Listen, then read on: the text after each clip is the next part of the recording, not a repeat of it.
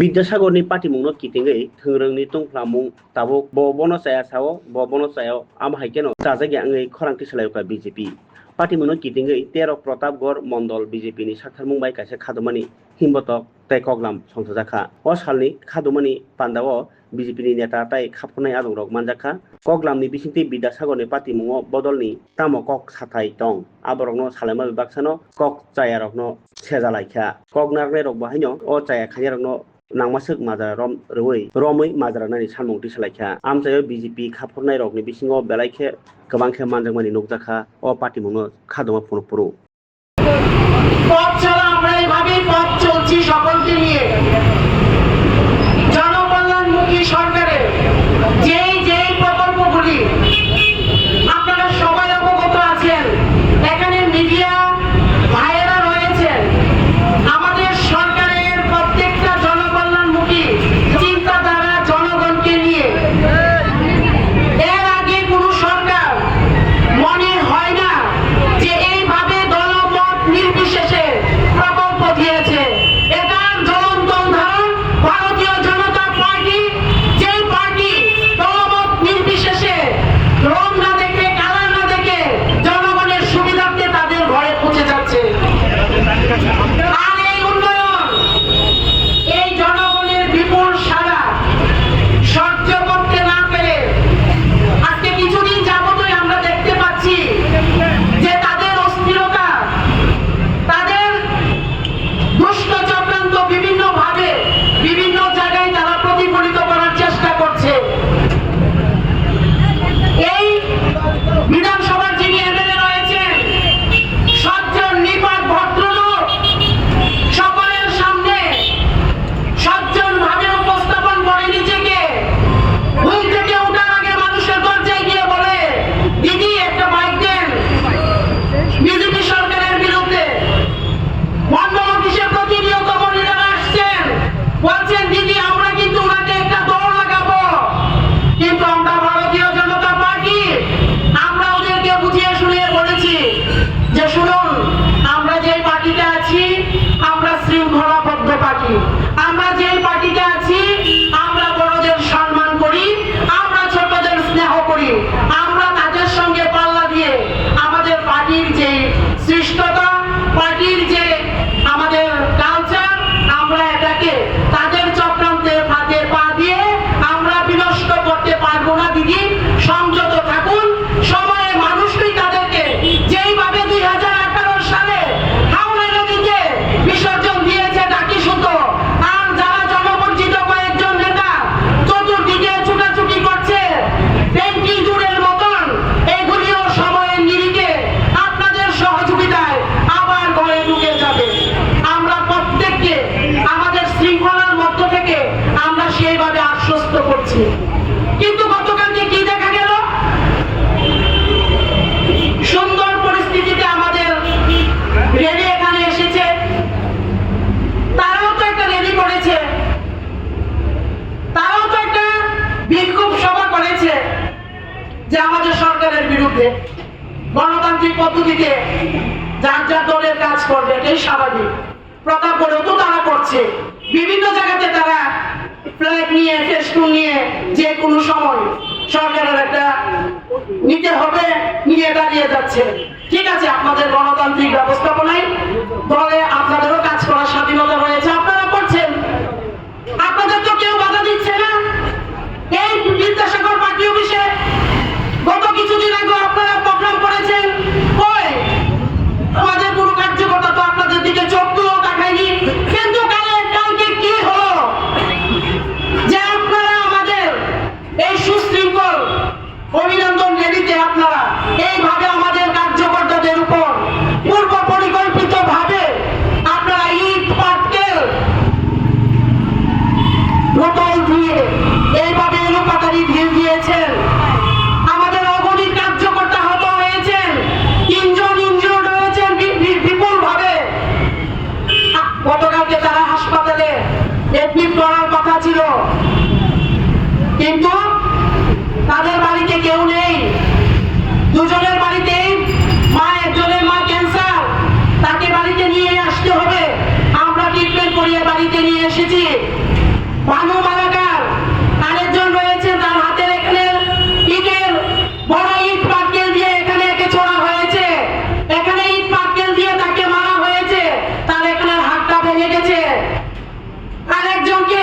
এই কপালের মধ্যে তার ব্লাডটা যদি বেরিয়ে যেত ভালো হতো, কিন্তু তার এখানে এই বড় আকারে ব্লাড জমে রয়েছে, যেটা আমাদের মস্তিষ্কের সঙ্গে সংযুক্ত থাকে। আরো অগণিত কার্যকর্তা, কেউ পায়ে ব্যথা পেয়েছে, কেউ হাতে ব্যথা পেয়েছে। পূর্ব পরিকল্পিত ভাবে তারা কালকের এই ঘটনাটা সংঘটিত করেছে।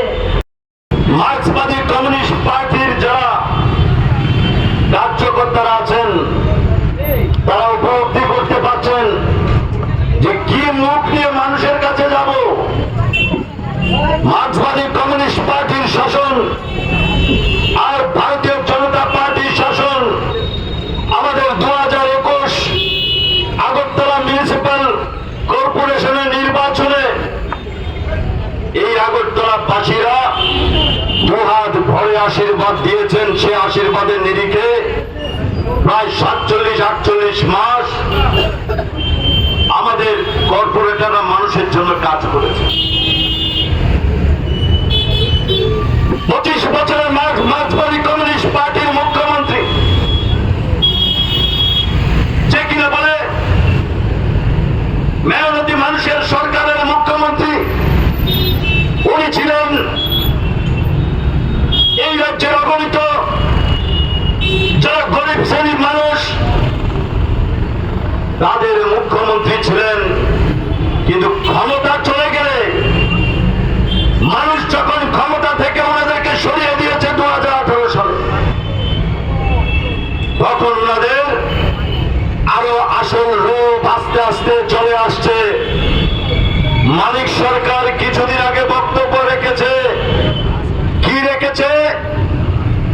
মানুষকে আরো জঙ্গি মনোভাবপন্ন হয়ে, মানুষকে আরো আক্রমণাত্মক হয়ে, মানুষকে আন্দোলনমুখী হওয়ার জন্য বলেছেন। তার উদাহরণ ওনার কার্যকর্তারা কালকে ওনার যে বাণী, উনি যে আহ্বান রেখেছেন সে বাণী অক্ষরে অক্ষরে পালন করেছেন। লজ্জা হয় যে পার্টি অফিসটাকে মদের বোতল দিয়ে, ইট পাটকেল দিয়ে আমাদের যুব মোর্চার ভাইদের উপর আক্রমণ করা হয়েছে। এটা আপনাদের কার্যালয়, যে কার্যালয়ের মধ্যে বিগত দিনে স্বামী স্ত্রীর মধ্যে ডিভোর্স করিয়েছেন অন্যায়ভাবে, যে কার্যালয়ের মধ্যে ওই মানুষের উপর টর্চার করে জায়গা জমির নামে মানুষের উপর অত্যাচার করে অন্যায়ভাবে মানুষের জায়গা জমি হরপ করেছেন। এই কার্যালয়গুলির মধ্যে, এই কার্যালয় থেকে গতকালকে মদের বোতল দিয়ে, মদের বোতল ভেঙে আমাদের কার্যকর্তাদের উপর আক্রমণ করা হয়েছে। দিদি বলেছে সাধু সাবধান, আমরা 2018 সালের বিধানসভা নির্বাচনে আমি ওই প্রতাপগড়ের মধ্যে যখন যুব মোর্চা করতাম, হারালিয়ায় যে একটা বস্তি ছিল, ওই বস্তির মধ্যে প্লাডের সময় আমরা মানুষের প্লাডে যখন মানুষের বাড়িঘরগুলি নষ্ট হয়েছিল, সেখানে মানুষের ফার্নিচার সমস্ত কিছু পরিষ্কার করতে গিয়েছিলাম। আমার এখনো মনে আছে, আমার বুকের উপর দুটো ঘুষি দিয়েছিল, লাঠি দিয়ে কাদার মধ্যে ফেলে দিয়েছিল। এই 43 নম্বর ওয়ার্ড, যেখানে ইংলিশ মিডিয়াম স্কুল, সেখানে ঋষিপাড়ায়, সেই ঋষিপাড়ায় প্লাডের সময় সে স্কুলের মধ্যে আমরা যখন ওই অঞ্চলের মানুষদেরকে উদ্ধার করার জন্য গিয়েছিলাম, বুকের মধ্যে আমাদের দেশের যশস্বী প্রধানমন্ত্রী নরেন্দ্র মোদীজির ছবি ছিল। আমাদের বলেছিল শুয়োরের বাচ্চাগুলি যাতে এখান থেকে বেঁচে না যায়, শুয়োরের বাচ্চাগুলিকে এখানের মধ্যে খাদিয়ে দিতে হবে। আমাদের উপর প্রচন্ড আক্রমণ করেছিল। কিন্তু 18 নির্বাচনের পর পার্টি আমাদেরকে নির্দেশিকা দিয়েছে যে কমিউনিস্ট যে কায়দায় রাজনীতি করেছে, মানুষ অনেক ভরসা প্রত্যাশা নিয়ে রাষ্ট্রবাদী সরকারকে প্রতিষ্ঠিত করেছে, একটা মানুষের উপর আঁচড় দেয়নি। তার মানে তারা বারবার চিমটি কাটবেন, বারবার রক্তক্ষরণ করাবেন, বারবার মদের বোতল দিয়ে মিছিলের মধ্যে আক্রমণ করবেন, বারবার আমাদের পার্টির কার্যকর্তাদের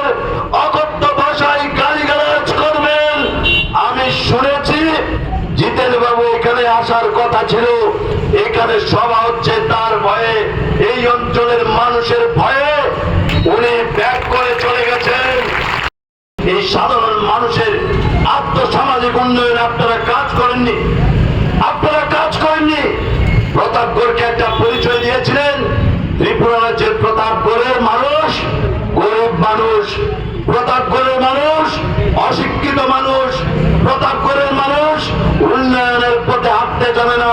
সেই ক্যাপশন গুলি আপনাদের সময় দিয়েছেন।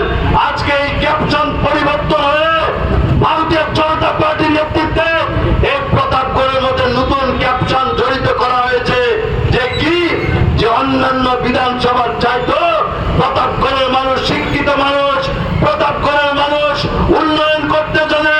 প্রতাপগড়ের গলিগলিতে আজকে গণেশ পূজা হচ্ছে, মা কালীর পূজা হচ্ছে, সন্তোষী মার পূজা হচ্ছে। তারা ভগবানে বিশ্বাস করে না, ভগবানকে বিশ্বাস করে না। জিতেন বাবু আসলে জিতেন বাবুকে এখানে আটকিয়ে বলবেন যে জিতেন বাবু আপনি কবে মা ত্রিপুরেশ্বরী মন্দিরের মাথা থেকে বলেছেন যে মা এই রাজ্যে 40 লক্ষ মানুষের মঙ্গল করো?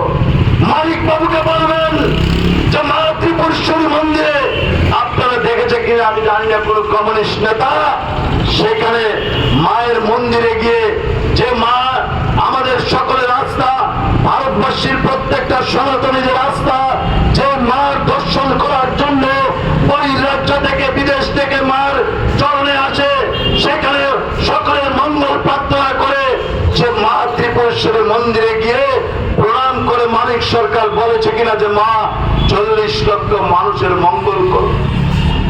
বিশ্বাস করল না। এক প্রতাপগড়ে মানুষের সামাজিক অনুষ্ঠান পর্যন্ত বন্ধ করে দিয়েছিল।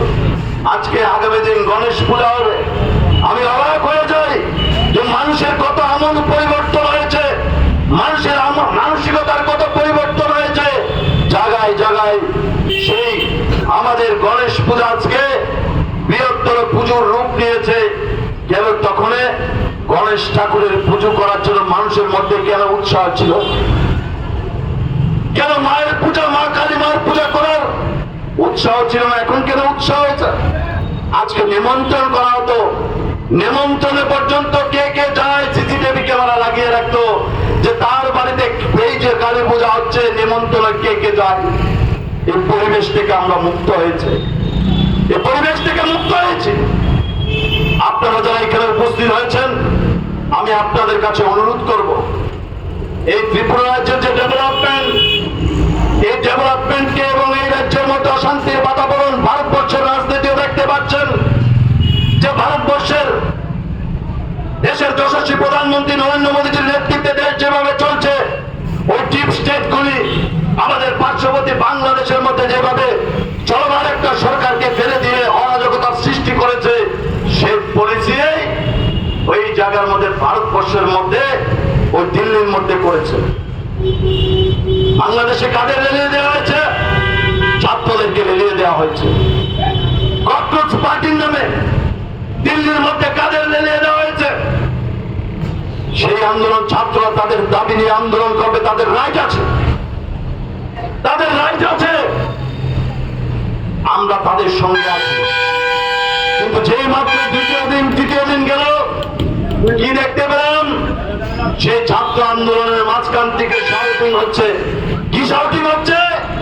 ভারত মাঙ্গে আজাদি, কাশ্মীর মাঙ্গে আজাদি, জিন্দা হ্যায়, আম শর্মিন্দা হ্যায়। এই স্লোগানগুলি ছাত্র আন্দোলনের স্লোগান হতে পারে। আমরা তখন বুঝে গেছি দুবাই থেকে এই আন্দোলনকারীদের জন্য খাবার আসছে, আমেরিকা থেকে অনলাইনে বুকিং করে তাদের খাবার দেওয়া হচ্ছে। ওই দেশ ওই ছাত্রদেরকে ফান্ডিং করে সেখানের মধ্যে একটা অরাজকতার সৃষ্টি করা। আমাদের দেশের যশস্বী প্রধানমন্ত্রী নরেন্দ্র মোদী ছাত্র আন্দোলনের সঙ্গে উনি সহমত পোষণ করে ছাত্রদের যে দাবি আমাদের শিক্ষামন্ত্রীকে পদত্যাগ করিয়েছেন।